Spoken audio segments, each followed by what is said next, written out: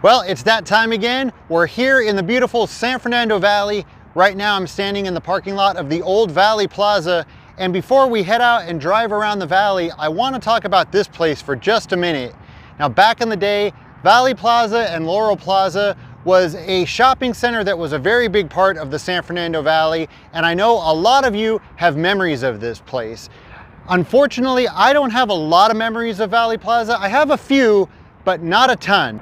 Now, in one of my upcoming Valley videos, I'm gonna be talking about Valley Plaza and Laurel Plaza, and since I don't have a ton of memories here, I wanna hear your memories. So if you live in the San Fernando Valley, or you used to live in the Valley, or you've just been here and you have memories of Valley Plaza and Laurel Plaza, I want you to send me an email and let's talk about your memories. Now, what I would prefer is that you shoot a short video of you talking about your memories and send that to me so that I can use it. But you know, if you're not comfortable being on camera, you could always just send me your memories and I'll read it. But you know, we can work out the details. Just send me an email and let's talk about your memories.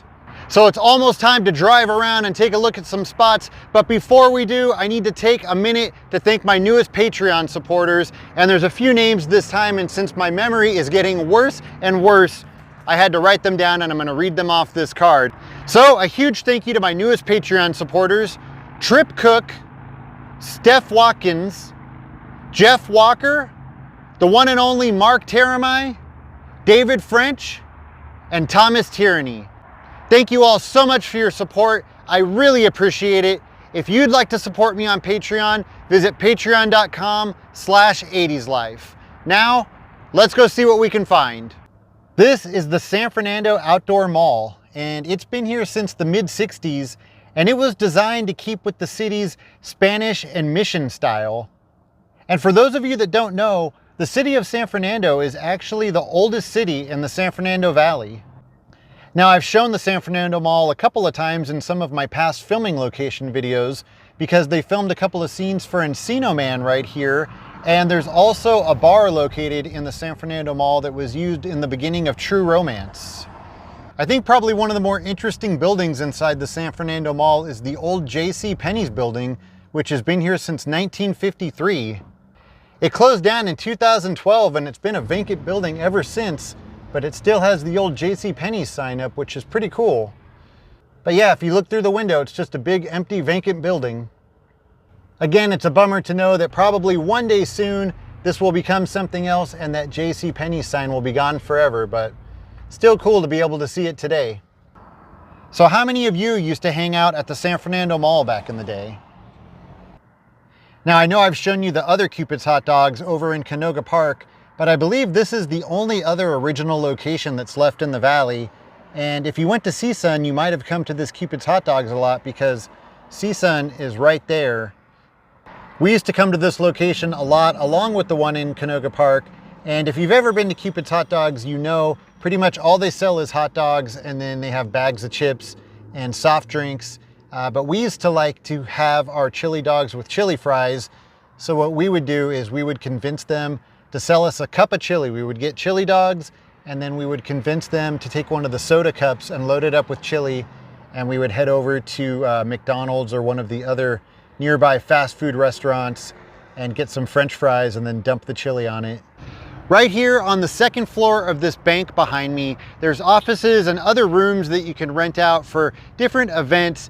And way back in the early 1990s, I went to a Parents Without Partners dance on the second floor of that bank. Now, how many of you can say that? Now, if you're not familiar with Parents Without Partners, it's an organization for people that have kids but don't have a significant other, and it's basically a social club to meet other people that are in your same situation.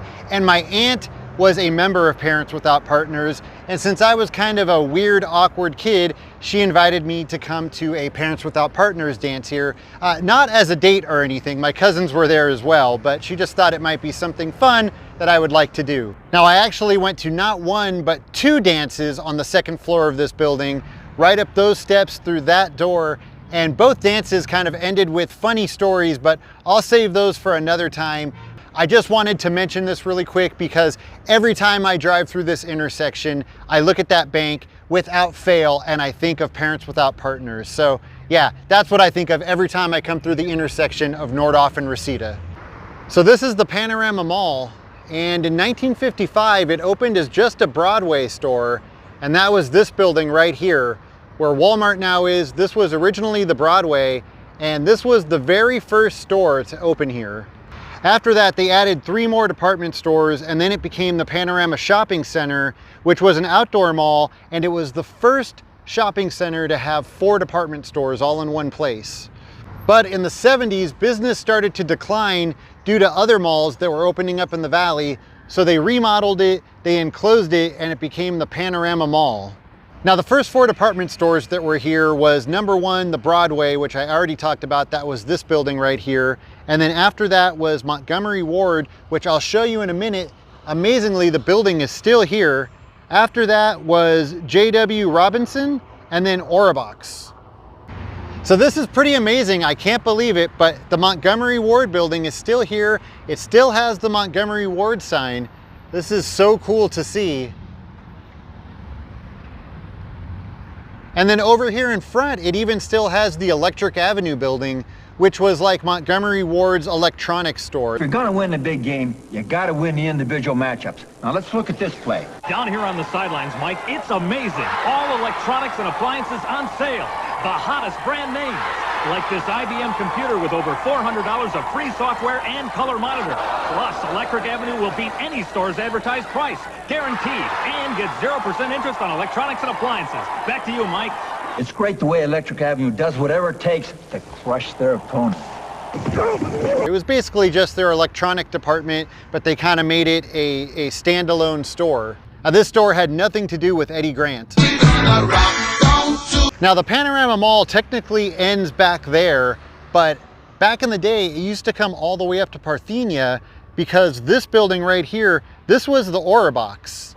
But now today, this is the Valley Indoor Swap Meet. And it's been the Valley Indoor Swap Meet for a really long time, but way back when, this was Orbox.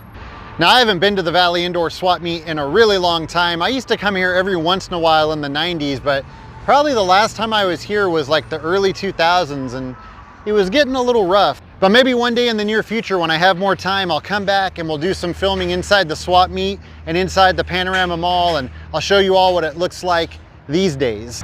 Sometime around 1987, that's when my parents finally broke down and they took me to a real skate shop and they bought me my first real pro skateboard, and it was a Santa Cruz Slasher. And that took place at a small local skate shop called Skating Rabbit. Now, I'm kind of guessing on this location, but my memory tells me that it was located somewhere right here in this shopping center, but I would have been like 8 years old, so I don't know how much we can trust my memory, but that's what I remember. This is a shopping center at Balboa and Victory, and I have searched and searched the internet trying to find something about Skating Rabbit, and I can't find any information on it, but I know it existed. I know I bought my first pro skate deck from there, and like I said, I remember it being right here in this shopping center. So if any of you out there can help, if anybody remembers Skating Rabbit and you can tell me where it was, if you have a picture, that would be amazing. A flyer, an ad, anything. Looks like they're doing some kind of photo shoot in front of this house. This is the random kind of stuff you see driving around the valley. Somewhere right here used to be a small music store. I'm gonna see if I can find the building. Now, they also used this stretch of road in the movie Fast Times at Ridgemont High, but we'll save that for another video. Yep, here it is. I found the building. This used to be a small music store called House of Drums. Now, I didn't really come to this store too much, but I had quite a few friends that lived in the Granada Hills area, and they would come to this store. And if you lived in the North Valley and played music, there's probably a good chance that you also came to House of Drums. Somewhere right here at this intersection, there used to be a very small record shop called Roundhouse Records. And again, I didn't really come to this shop too much, but my friend Mark, he lived in Granada Hills and he really liked Roundhouse Records. So sometimes when hanging out with him, I would come to Roundhouse. And it was right here where this restaurant now is. This used to be Roundhouse Records. Anybody else come here? So I was just driving and I noticed these new bus benches that they have with the big Reseda cut out. Now, I don't know when they made these, but they're pretty cool. This one is on the corner of Sherman Way and Etowanda, right in front of where the old Save-Ons used to be. Huh, here's another one at Sherman Way just before Lindley. So yeah, I guess there's multiple. Behind this old Pep Boys and the Reseda post office, this used to be the Reseda American Legion Hall. And for a while, there was a couple of different promoters that were putting on punk rock shows here. So I played at the Reseda American Legion Hall a couple of times and actually had some pretty good shows here. Now I know for a while they started putting on wrestling matches here, and that got pretty huge. They drew a pretty big crowd with the wrestling matches. And you know, I gotta say, I've been to quite a few American Legion Halls around LA, and the Reseda American Legion Hall was actually pretty nice inside.